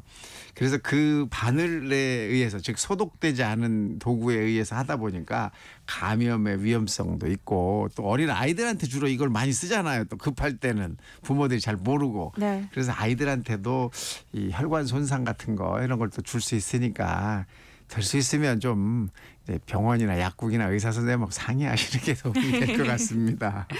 또 소화가 좀 잘 안 되는 것 같을 때, 과식했을 때, 뭐 네. 이럴 때는 탄산음료 찾는 분들도 네, 많이 네, 계시잖아요. 네. 이거는 괜찮아요? 마시고 나서 트름을 탁 하고 나면 소화가 확 되는 것 같고 기분도 좋잖아요. 네. 저도 좀 이용하는 방법인데 이거 때문에 또 이걸로 안 되시는 분들도 많아요. 그러니까 이 탄산음료가 무조건 소화에 도움이 된다 이렇게 생각하기보다는 뭐 기분 전환도 되고 뭐 쑥 내려가는 느낌도 들고 하는 그런 사람들은 하셔도 되고, 만약에 나는 그거로는 잘 안 돼 그러면 이제 피하시는 게 좋겠죠. 또 탄산음료는 요즘에는 제로라고 이제 설탕이 전혀 안 들어간 것도 있기 때문에 네. 그런 걸 쓰시면 또 도움도 되고, 또 이 장에 가스가 많이 차 있던 사람들은 이렇게 거꾸로 이렇게 뱉어내면 속이 또 편해지시는 분들도 있더라고요. 그래서 자기한테 맞춰서 쓰시면 되겠습니다.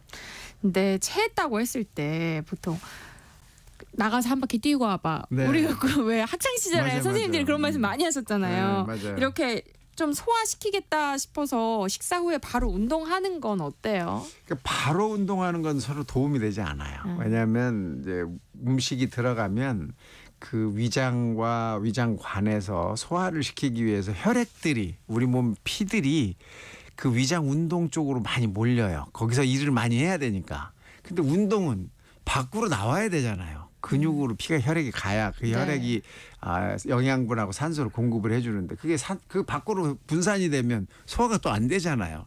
그래서 식사를 하시고 한 20-30분 정도 지난 다음에 운동을 하시는 것이 더 도움이 되지, 식사를 하고 바로 운동을 하시는 것은 소화가 더 안 되게 만드는 요인이 될 수 있습니다.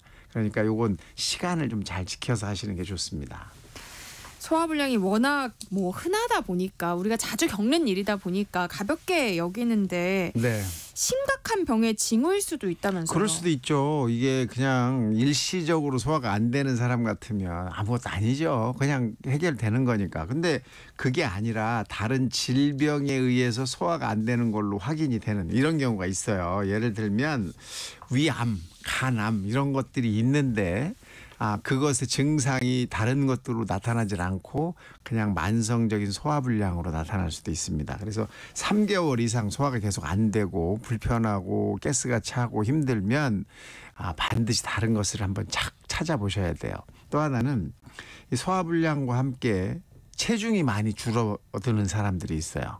이 체중이 줄어든다는 것은 굉장히 심각하게 받아들여야 되고, 네. 그때는 이 암과 연관이 돼 있을 경우가 많아요. 그러니까 그냥 소화가 안 된다기보다 장기간 이 소화가 잘 안 되면서 체중이 준다 그러면 다른 질병을 찾아볼 필요가 있다 이렇게 생각이 되고, 심근경색하는 병이 있어요. 여러분 잘 아시지만 이건 막 굉장히 아프고 막 정말 죽을 것 같은 느낌도 들고 공포가 오고 이런 질병인데, 그렇게 오시는 분도 있지만 증상이 약하게 이렇게 소화가 안 되는 정도로 왔다 갔다 하시는 분들도 있어요. 네. 그래서 이런 이 소화가 안 되는 게 지속이 되고 점점점 강해지는 것 같고 이럴 때는 이런 심혈관도 한 번쯤은 확인해 보실 필요가 있습니다.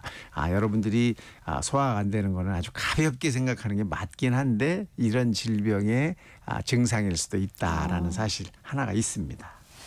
근데 또 현대인들이 가장 많이 앓고 있는 병이 위염이잖아요. 네. 위 내시경 하면 뭐 위염 없는 사람 거의 없는 것 같거든요. 네, 네. 근데 이걸 방치할 경우 위암으로 발전할 수도 있는 거예요? 네, 위암이 될 수 있죠. 예. 우리나라에서 내시경을 해가지고 위염이다 이렇게 진단을 받는 사람이 매년 500만 명 정도 됩니다. 500만 명. 10분의 1 환자죠. 전체 인구에. 굉장히 많은 거예요. 네. 그러니까 이 위염 다 있는 거야. 뭐 누구나 있는데 뭘 이렇게 걱정하냐 이렇게 생각할 수 있는데, 이 만성 위축성 위염 이런 경우는 추후에 암으로 발전할 수 있는 그런 기저질환이 됩니다. 네. 그렇기 때문에 이 만성 위축성 위염이 있으면서 이 위상피가 장상피가 변하는 장상피 화생이라는 이름이 붙으면 이분들은 앞으로 위암 가능성이 있다 이렇게 보고 주의를 좀 하실 필요가 있어요. 이런 위염이 얇아져서 위 저벽이 점점 얇아지고 장상피로 변하면 나중에는 위암세포로 바뀔 가능성이 있는 거기 때문에 그렇습니다. 어떤 때 병원을 가야 할지 판단하는 기준이 좀 쉽지 않은 것 같은데요. 한 번 더 네. 알려주세요. 네, 이게 좀 중요해요. 뭐 잠깐 소화가 안 되고 또 괜찮다가 또 얼마 지나서 또 소화가 안 되고 이런 경우가 꽤 있는데 그런 증상이 3개월 이상 지속이 되면 병원에 꼭 한번 가셔야 되고 또 체중이 자꾸 빠지는 그런 상황이 와도 가셔야 되고 식욕이 없는 것도 정말 이게 한 달 이상 지속이 되면 병원에 가셔야 되고 소화가 잘 안 되면서 우리 가족 중에 위암의 가족력이 있다. 그러면 그분은 더 일찍 가셔야 됩니다.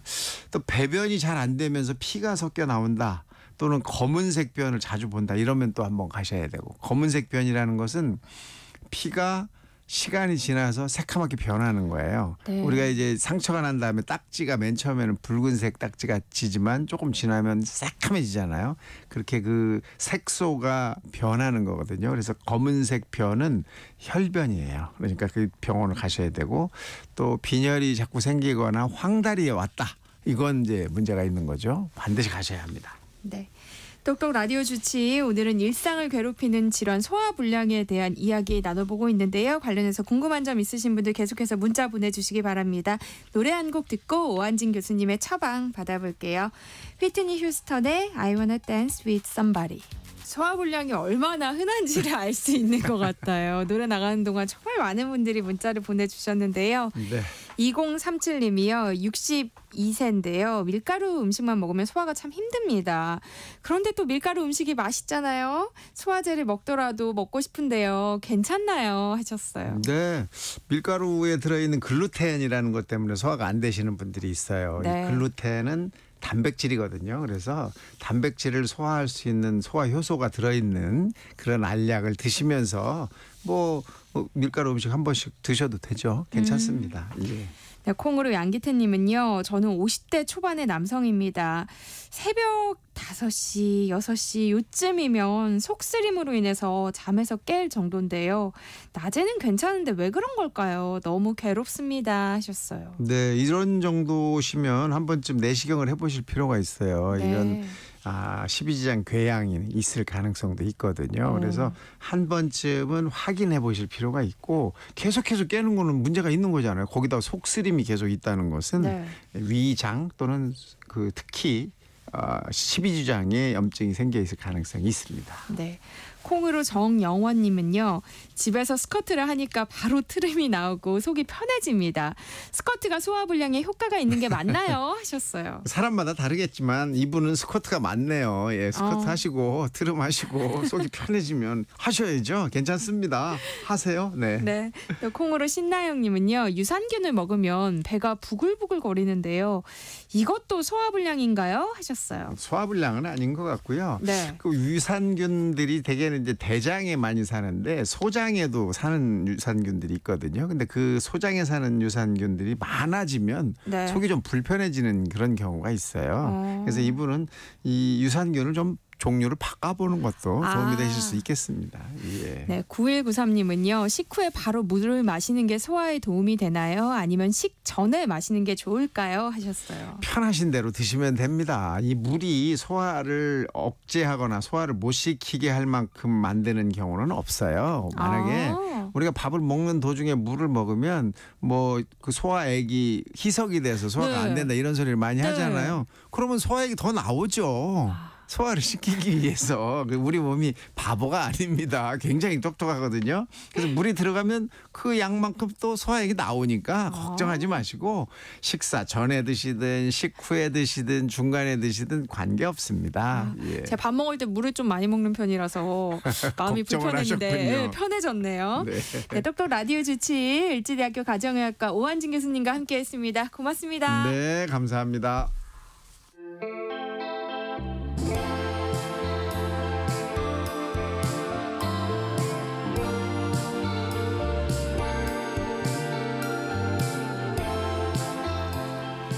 유난히 시간이 더디게 흘러가는 금요일 오후 지루함을 설렘으로 바꿔줄 노래만 담아왔습니다. 김윤아의 오늘이고 김윤아 음악평론가와 함께합니다. 어서 오세요. 안녕하세요. 김윤아입니다. 오늘은 어떤 노래 함께 들어볼까요? 네, 얼마 전 이 밴드 음악 좋아하시는 분들에게 또 반가운 소식이 하나 전해졌거든요. 저희 오늘 이 곡 시간에서도 몇 번 소개해드렸던 밴드 데이식스가 국내 밴드로는 최초로 고척돔에서 연말 공연을 준비하고 있다는 뉴스가 떴습니다. 사실 요즘 데이식스 기세가 정말 대단하거든요. 또 얼마 전 지난달 말에도 인천 영종도에 위치한 인스파이어 아레나에서 세 번째 월드 투어 데이식스 서드 월드 투어 포레버영 이 개막을 열리기도 했었어요. 사흘 동안 진행된 공연이 또 역시나 순식간에 매진될 정도로 너무나 뜨거운 반응을 몰고 왔었는데요. 이들은 군백기, 군대로 인한 공백기도 있었기 때문에 월드 투어가 좀 오랜만이기도 했었어요. 4년 8개월여 만에 열리는 월드 투어였고 그렇다고 해도 사흘 동안 4만여 장이 넘는 티켓이 바로 매진되는 거는 정말 쉬운 일이 아니라 이 팀에게도 그렇고 또 최근에 그런 밴드붐 관심 있는 분들에게도 많은 주목을 받은 이슈였습니다. 그래서 이 월드 투어가 지금 시작이 돼서 내년 초까지로 예정이 되어 있는데 그 중간에 12월이 좀 비어 있어요. 그래서 이때 혹시 고척돔 날짜가 잡힌 게 아니냐 설왕설래가 계속 오가고 있습니다. 국내 밴드가 고척돔에서 공연한다. 이건 어떤 의미가 있는 거예요? 이 고척돔이라는 공연장은 아시죠? 네. 최근에는 대중음악 공연도 많이 하고 있지만 원래는 키움히어로즈의 홈구장이잖아요. 네. 그래서 구로구 고척동에 위치한 고척 스카이돔의 줄임말인데 국내에서는 고척돔이라고 하면 진짜 제대로 자리를 잡은 팀이 들어갈 수 있는 것이다. 이거는 음악계나 공연계를 아시는 분들은 아마 너무나 피부로 와닿는 테마일 겁니다. 그래서 특히나 데이식스 같은 경우에는 국내 밴드로서 최초로 입성이거든요. 네. 지금까지 국내에서 활약한 그 어떤 밴드도 이 고척돔에는 들어가지 못했었다는 거죠. 그래서 그런 부분에서도 많은 화제를 모으고 있고 이전에 국내 가수들 중에서는 아무래도 팬덤이 좀 공고한 아이돌 팀들 중심으로 많이 이 고척돔에 들어갔었어요. 그래서 고척돔 처음 열리고 이제 처음 열린 대중음악 공연이라고 막 주목을 받았던 게 엑소의 공연이 처음으로 열렸습니다. 2015년 돔 공연이었는데 그 정도로 엑소니 아니면 BTS니 아니면 싸이 같은 이 정도 급이 되어야 들어가는 게 고척돔이었고 이외에도 좀 큰 행사들 있죠. KBS 가요대 축제 같은 행사나 아니면 음악 사이트, 어워드 같은 곳들이 좀 열렸었는데 국내 밴드에게는 처음으로 문이 열린 셈이 됐습니다. 국내 밴드라고 계속 말씀드리니까 그럼 해외 밴드는 있었다는 거네요? 라고 하실 텐데 맞아요. 그런데 해외 밴드도 상당히 압축적으로 정말 손에 꼽을 만한 팀들만 이 고척돔이 가능했었어요. 그래서 메탈리카가 2017년에 처음으로 락밴드 최초로 이 고척돔을 문을 열었었고 이후에 마룬5, U2, 퀸 이 정도 돼야 고척돔에 갈 수 있는 사이즈라고 보시면 될 것 같습니다. 우리 그럼 이번에는 어떤 노래 들을 거예요? 네, 이 가운데에서 고척돔의 문을 열었던 락밴드의 음악 가운데 퀸의 노래를 준비해봤거든요. 퀸이야 국내에서 너무 큰 팬덤을 가지고 있는 분들이라 전 세계에서. 그럼요. 네. 맞아요. 고척돔이 또 거대한 어떤 단체 합창의 장으로 만들어지기도 했는데요. 퀸의 노래 가운데 We Are The Champions 준비해봤습니다. 함께 듣고 올게요. 퀸의 We Are The Champions 듣고 왔습니다. 네. 와, 고척돔에서 이 노래가 울려 퍼지고 이 사람들이 떼창을 했다는 걸 상상하니까요. 그러니까요. 소름이 쫙 돋아요. 네. 혹시 평론가님 그때 현장에 계셨나요?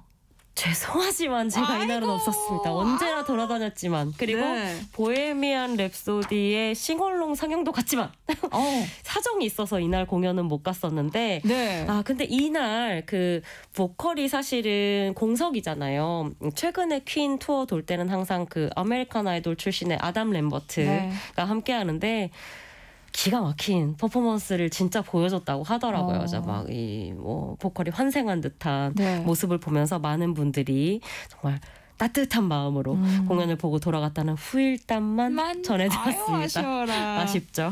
근데 우리가 고척돔에서 공연을 한다는 게 어떤 의미인지에 대한 얘기 계속 하고 있잖아요. 네. 근데 이 국내 공연장 가운데서 고척돔의 규모가 어느 정도 되는 곳인 거예요? 맞아요. 그게 이제 가장 궁금하실 것 같은데 네. 기본적으로 고척돔은 16,000석을 기준으로 하고 있어요. 네. 그런데 공연장으로 용도가 변경되었을 시에는 1층을 스탠딩으로 풀고 좀 이제 시야 제한석이나 이런 곳들까지도 오픈을 하면 네. 한 25,000석 이상 정도까지도 확보가 가능합니다. 그래서 이 정도 규모의 그 관객을 모을 수 있어야 결국에는 여기에서 공연을 열 수 있는 거고요. 요 조금 아래 사이즈로 이야기가 되는 그 K스포돔 체조 경기장이 한 15,000석 정도로 이야기가 되고, 그리고 그 윗단계로 가면 상암에 위치한 월드컵 경기장 여기가 이제 65,000석 정도로 언급이 되기 때문에 요 사이급이 좀 붕 띄어 있긴 해요. 15,000에서 65,000 사이에 그러네요. 2, 3, 4만이 없는 거거든요. 그래서 그 가운데에서 한 2만, 3만 정도까지 채울 수 있는 공연장으로는 국내에서는 아직까지는 거의 유일무이해서 이 정도 급이 필요한 아티스트들이 많이 찾고 있는 추세입니다. 세계적인 밴드들이 이곳에서 공연을 했다고 하셨잖아요. 네. 좀 어렵겠지만 네. 그중에서 가장 좀 반응이 좋았던 밴드를 꼽자면 누가 있을까요? 누구 얘기하면 정말 팬분들이 다 질투하실 거기 때문에 이야기하기가 좀 어려운 질문이죠. 조금 어렵긴 하지만 네. 그래도 제일 화제가 되었던 팀은 제 개인적인 인상으로는 역시 U2 네. 아니었나 싶어요. 왜냐하면 U2야말로 딱 이 정도 급의 공연장이 필요한 아티스트라고 생각해요. 국내에서 10만까지 모으기는 좀 어려울 수 있는데 그렇다고 만 단위에 들어오기에는 개런티로 보나 이 덩치로 보나 좀 힘든, 그리고 무대 연출적인 면에서도 U2는 굉장히 좀 대형 공연을 지향하기 때문에 고척돔이 열려서 한국에서 만날 수 있었던 팀이었습니다. 네. 실제로도 이제 그렇게 성사가 된 걸로 알고 있어요. 그래서 이 팀이 2019년 12월 8일에 내한을 했는데 U2가 결성된 지 43년 만에 한국에 처음으로 찾은 셈이었다고 합니다.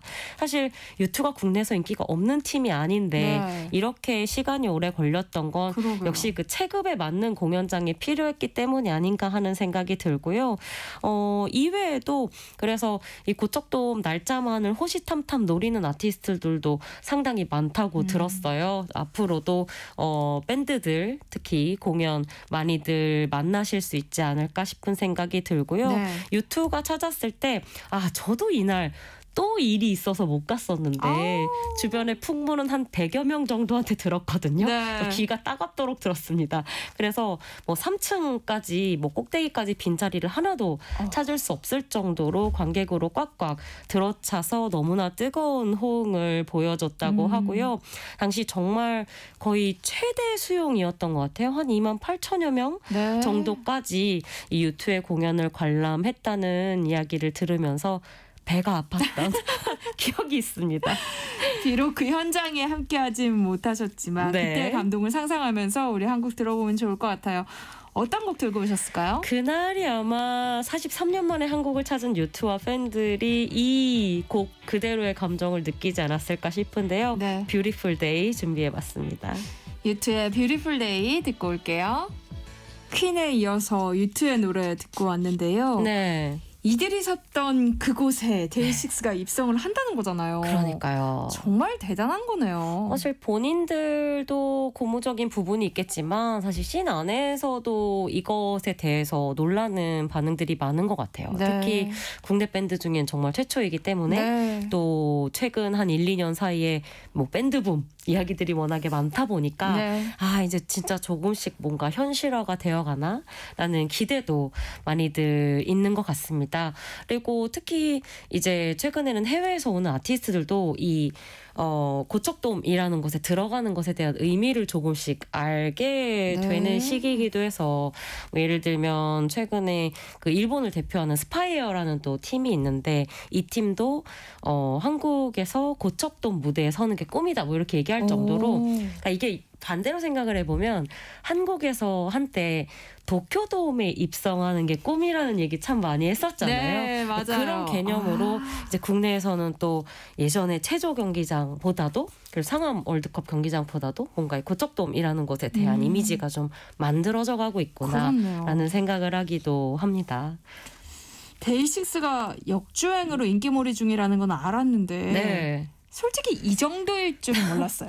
맞아요. 저는 이 정도인 것도 있고 한편으로는 기획사나 가수도 좀 보여주고 싶다는 마음이 들어서 여러 가지로 추진이 되고 있는 게 아닌가 싶은 생각이 들기도 해요. 근데 솔직히 이 정도가 되기도 했습니다.